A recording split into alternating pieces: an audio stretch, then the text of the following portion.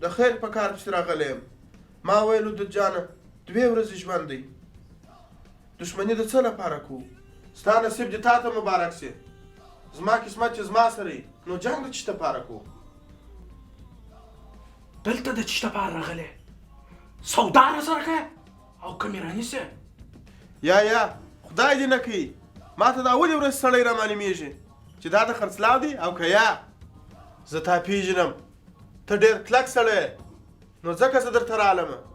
زما وراره جمعه ګل ویله ول مور زه مالیا دی ډېر ګل سړی دی.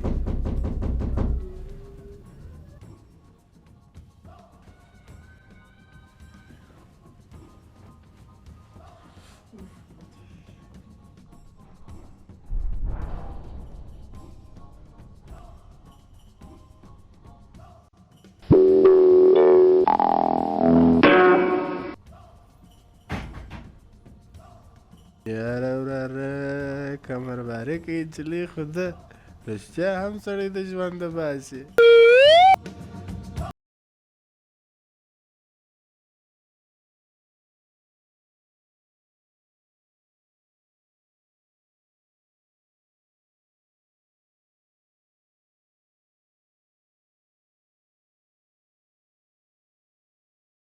دا دون تکلیف ته بیا څه ضرورت و دود جانه؟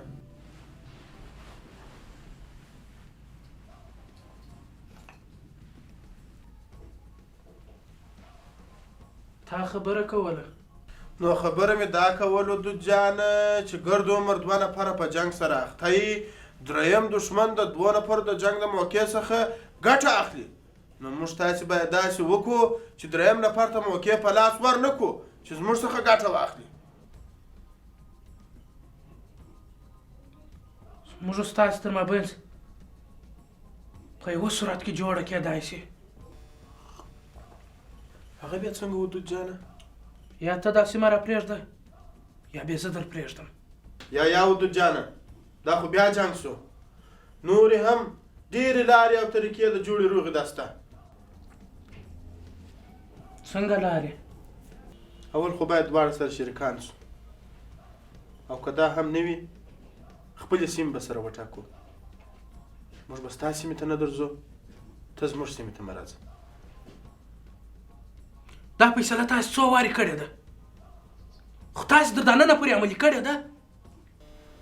ګوره دود جانه، نن چې ما کومه طریقه د روغې جوړې دپاره جوړه کړې ده، په هغه باندې به انشاءالله تر ژوند تر پایه زموږ او ستاسې ترمنځ بدي ختمه شي. څنګه طریقه؟ درته وایم زوروره، ته خو چای وخوره.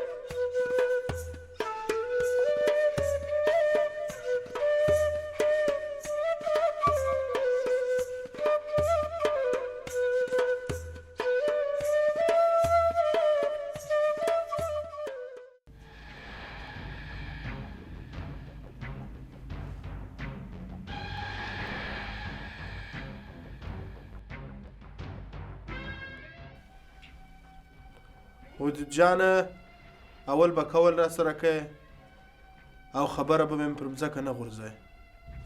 که دې خبره د منلو وه منم یې، او که نه وه د منلو نه منم. یا ودود جانه ته پریشانه کېږه مه، دا هم د کاروبار خبره نه ده، دا ډېره ښه خبره ده. ښه د مطلب خبره دې کوه. ګوره ودود خانه، زه غواړم چې زموږ تاسې د دښمني په دوستي بدله کړم. څه مطلب؟ تا څه وویل؟ زه غواړم چې زما د وراره د جمعه ګل او ستا د یا ودود خانه، ما خو کومه غلطه خبره نه ده کړې، وایم په حلاله نکاح غواړم. که ته ځان خیر غواړې بې غیرته، د سترګو څخه مې ورکېږه. ودود جانه یا پلا خو زما خبره واوره. که زما مېلمنه وای او زما په کور کې نه وای ناست د ژوند څکه دې والله بلا که راڅه کړې وای په دغه کې دې خیر دی چې په پټه خوله ووځې ځه ښه دی ښه دی ځم ته خوا مه بدوه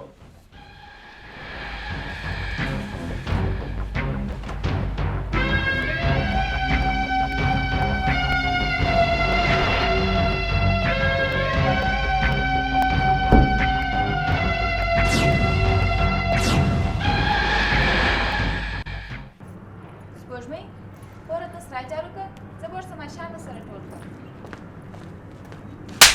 بس ورځه بالا د خلکو سره په دروازه کې مجلسونه کوه او پیسې ورڅه اخله اوس غواړې چې د دې جزر باکم یو سړی څه کوې چې داسې نه پېښوال کوې څه سوي دي نن خو یې زما سترګې دښمنان او عارفانو ته راکښته کړه دي دې بدبخت چې زه وشرمولم هغه یې رښتیا ویلي دي چې لور او خور به په مځکه کې ژوندی ښخوي سړی یو دا څنګه خبرې کوې څه شی کړي دي ته په خپله پوښتنه ځینې وکړه چې څه شی کړي دي هغه خلکو چې زما او مخکې خبرې نه سوای کوی نن د دې په مرکه راغلي وه یوه خبره په خلاصو غوږو واورئ په راتلونکي کې به د دې کوره څخه ښځه د باندې نه وځي که په کومه ورځ د دې کوره څخه ښځه د باندې ووته هغه به یې د مرګ ورځ وي پوه شواست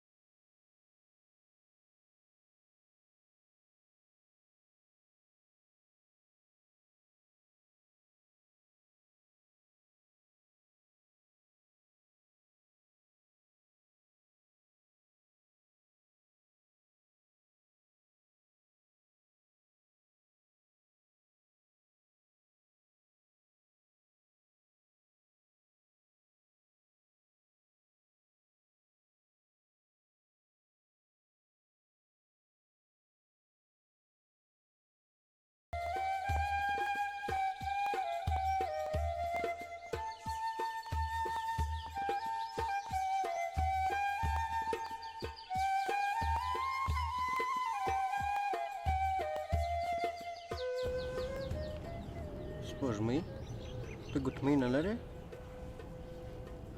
ولې ته زما ګوتمۍ څه پکوې ستا ګوتې خوږونه او لاسونه داسې خالي خوند نه راکوي دا نه چې ته دې مصنوعي زرو ته اړتیا لرې ستا ښایست بې له دې شیانو هم څه کم نه دی مګر زما زړه غواړي زه خپل سپوږمۍ ته یو سوغات راوړم هیڅ خبره نه ده چې کله زما جانان د ګټې سي او یوه ښه وظیفه ونیسي ما ته به ډېر سوغاتونه راوړي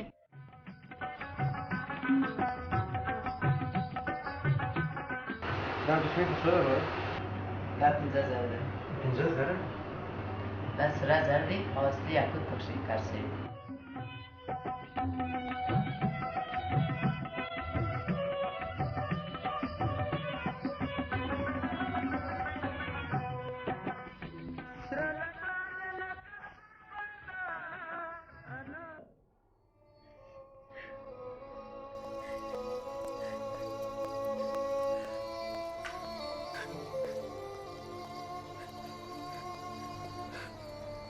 ما خو هغه پېژندی هم نه خپله دروازې ته راغلی اوس زه ستا د ورور دوست یم په دې کې زما ګناه څه ده سپوږمۍ مه ژاړه زویه مه ژاړه زموږ تر ټولو لویه کمزوري دا ده چې موږ ښځې یو او ښځینه‌توب څومره لوی عیب دی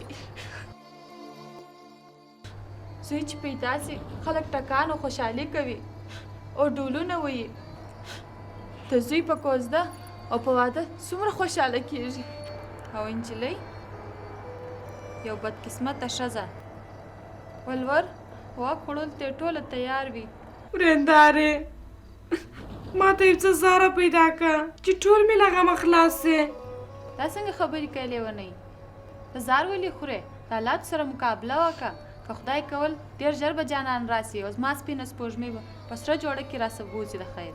یا ورېندارې هغه نه راځي. یا سپوږمۍ ته مه ژاړه، جانان به خامخا راځي. لاړه سپینته ما په کار یې.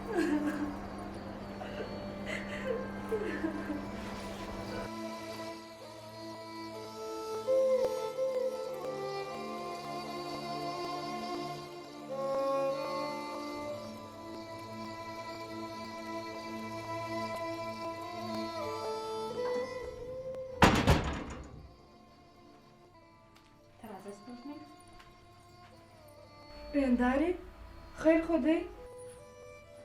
و ته پریشانه کېږه مه.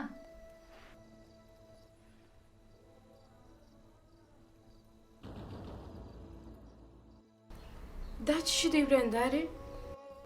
د سرو زرو بنګړي دي سپوږمۍ، دا در سره کښېږده. د سرو زرو بنګړي او ستا سره؟ و د ډېره وخته څه مې ستا د وروره څه پټ کړي وه، کنې دا به یې وړي وای په خمار به یې والي وای. تا خو هېڅ وخت د دې یادونه ماته نه وه کړې. سپوږمۍ دا ستا مور د مرګ د مخه ماته راکړې وه او ستا پر اور اعتبار نه درلودی. ته کوچنۍ وې او ستا مور ویل د واده په ورځ زما لور خالي لاسونه ولاړه نه سي. رښتیا وایې ورېندارې؟ و سپوږمۍ نن ستا امانت ما ته تر وسپارئ، دا وساته. ورېندارې زما خو مور نه ده په یاد، مګر زما په یوه خبره ټینګ باور دی، که هغه ژوندی وای نو کیدای سي تر تا راباندې ډېره نه وای ګرانه.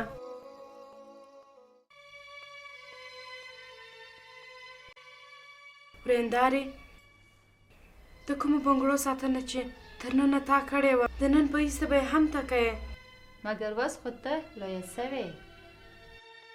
یا ستا دې زما په سر قسم وي. چپ سه بې عقلي، داسې قسمونه مه راکوه.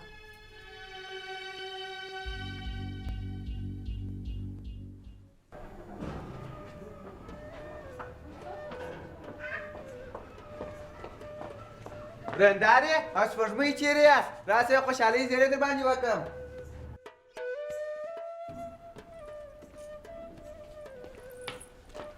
څه کیسه ده چې داسې خوشحاله معلومېږې؟ ما تاسو ته نه وویل زه داسې معمولي سړی نه یم. په ټوله کندهار کې د افغانستان د نوي ځوانانو ټیم لپاره وټاکل شوم. رښتیا؟ هو اتیا کارونو برخه اخیستې وه او په ټولو کې زه وټاکلم. چې ته له دې کوره څخه ووځې دا هم یو لویه خبره ده. خورجانې ته خو بده معلومېږې، څه خبره ده؟ هیڅ خبره نه ده، خیرات دی. خورجانې تا ژړلې هم چې څه خبره ده ورېندارې؟ وروره هغه پیاز مې سپینول سترګې مې سرې سوې. ته ورسه وروره خپل لاس او مخ دې پرېمینځه.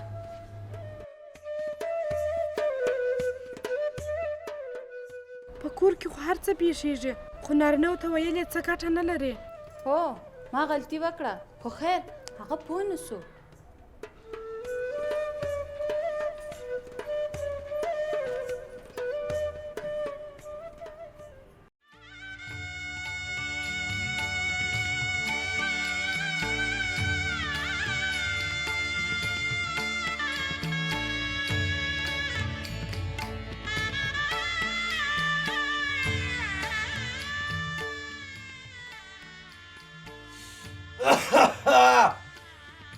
دمونه چې دردونه چې ګرمیانې چې یخونه چې چاغې چغو کې ډنګر چرګان موږه بیا و ګناه د هغو په غاړه چې نه خپل وي او نه بل ته ورکوي.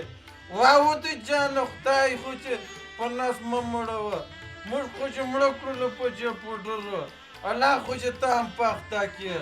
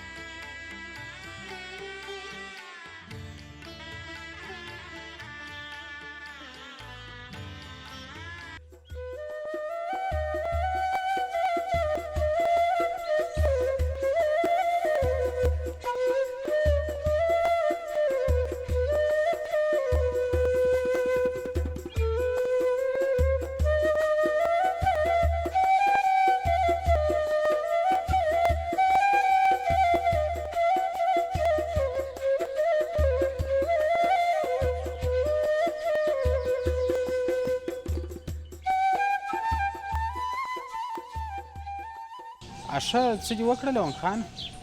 ډاکټر صاحب یو مریض مې بل هم راوستی. لونګ خان ستا چې دا کامیابي مبارکې، انشاءالله ستا کار ډېر پر مخ روان دی، خو زه دا یقین لرم که ستا پر کم نور څو داسې ځوانان پیدا سي نو زه فکر کوم چې دا وطن به الله پاک د دې آفت او بدبختۍ څخه خلاص کړي. ډاکټر صاحب که رښتیا درته ووایم زه هم نن ځان د انسانانو په قطار کې شمېرم. لونګه ستا رقم خلک ډېر د کار خلک دي. زما یو دوست دی، هغه د نشیانو یو شخصي کلینیک رایستلی دی. د هغه کلینیک په ذریعه سره د ډېرو نشیانو علاج څوي. هغه نشیان چې د جیبه لاسه خلاص سوي دي هغه خلک اوس ډېر ښه کاروبار لري، خارج ته ځي او راځي او اوس د دې کلینیک سره کومک کوي. ډاکټر صاحب که ماته اجازه راکړې چې زه یې ور بیا ولاړ سم هغه تورې کنډوالې ته، ګوندې خدای یو څوک ازیر سي او دلته راسي علاج یې وسي. درته اجازه ده؟ دا واخ. دا چیش دی ډاکټر صاحب؟ دا ستا جایزه ده، یو څو پیسې دي. یا ډاکټر صاحب دا کار زه د پیسو لپاره نه کوم او نه زه دا پیسې غواړم. دا پیسې واخه او د کور دپاره یو شی پرانیسه تر څو د مور پلار دې زړه ته ولویږي چې لونګ اوس د ټولنې یو فعاله غړی دی. تور ته ګوره د غورې ویا کرار ستا سره ښه کېږي. ډېره مننه. ټول ودان ډاکټر صاحب. ما لونګه دا څه کوې؟ نه زه پیر نه فقیر یم چې ته زما لاس راموچوې. کاشکې ډاکټر صاحب زموږ د ټولنې ټول خلک ستا پر کم مهربانه وای. بس خدای دې مل شي. خدای ته امان ډاکټر صاحب.